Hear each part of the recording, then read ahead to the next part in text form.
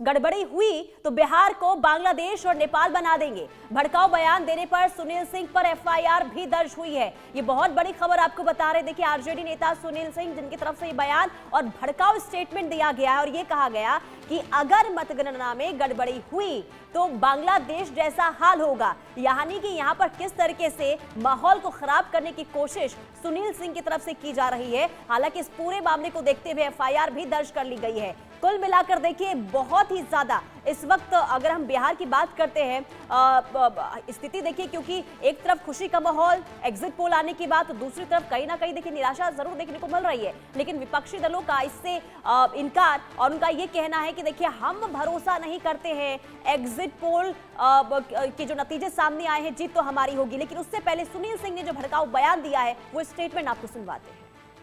जो कुकृत आपने वर्ष 2020 में किया कि 4-4 घंटा आपने काउंटिंग रोकवा दिया, 4-4 घंटा किसी को बारे में किसी को कुछ पता नहीं था, वो काम अगर इस बार होगा तो या तो मेरा उम्मीदवार बाहर आएगा या वो जो रिटर्निंग अफसर होगा वो बाहर आएगा। मैं आपको चेतावनी देना चाहता हूँ, पूरी जनता सड़क पर आएगी और वो दृश्य देखने को मिलेगा जो आपको नेपाल में देखने को मिला है। और पूरी जनता इस चीज से आशंकित है कि ये बेईमान लोग, जिस चुनाव आयोग के बारे में साख पर उसका बट्टा लग चुका है, जितने रिटर्निंग अफसर हैं, किस तरह से उनकी पोस्टिंग की गई है, तो यह पूरी जनता आशंकित है कि कहीं न कहीं आप बेईमानी कीजिएगा तो आपको भी नेपाल का दृश्य यहां पर देखने को मिलेगा।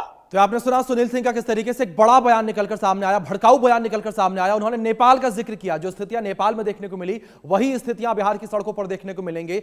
और हमारे तमाम सहयोगी जुड़े हुए हैं। शैलेंद्र, मैं आपका रुख करूंगा। सुनील सिंह का ये एक भड़काऊ बयान निकलकर सामने आया। शैलेंद्र, इस बयान को लेकर विरोध अब किस तरीके से है शैलेंद्र, क्योंकि नेपाल और बांग्लादेश का जिक्र उन्होंने किया।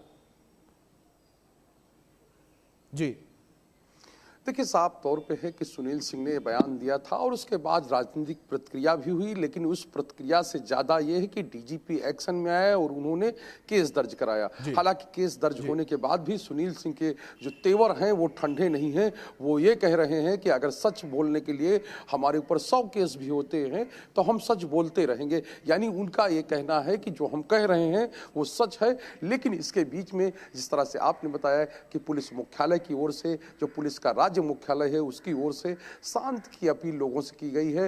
लेकिन साफ तौर पे है, जिस भाषा का इस्तेमाल किया वो अपने आप में गंभीर है और उस तरह की भाषा का इस्तेमाल शायद नहीं होना चाहिए। पिछली बार की जो मतगणना थी, क्योंकि उस दौरान हम लोग भी यहाँ मौजूद थे, हाँ, उसमें डिले जरूर हुआ था और देर रात नतीजे आए थे, क्योंकि उसमें जो प्रत्याशी थे उन्होंने ही कहीं रिकाउंटिंग की मांग की, कहीं पर और चीज़ों से व्यवधान हुआ। ये व्यवधान हुआ था, व्यवधान चला था और साफ तौर पे है जो प्रत्याशी हार रहे थे या कम अंतर था जिनका, उनकी तरफ से तमाम तरह की मांगे की गई।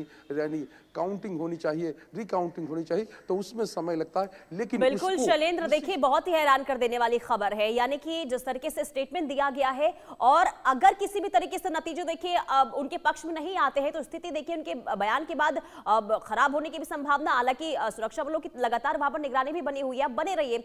शैलेंद्र, अभिषेक और मनीष, रितेश, आप तीनों का, आप सभी का फिलहाल के लिए बहुत शुक्रिया। नजर बना के रखे, तमाम अपडेट आपसे ले लेते रहेंगे। फिलहाल के लिए बहुत शुक्रिया। और देखिए, बिहार चुनाव के नतीजे को लेकर लगातार इंडिया न्यूज पर महा कवरेज जारी है। पल पल की अपडेट आपको देंगे, लेकिन फिलहाल रुकते हैं एक छोटे से ब्रेक के लिए। फौरन हाजिर होंगे।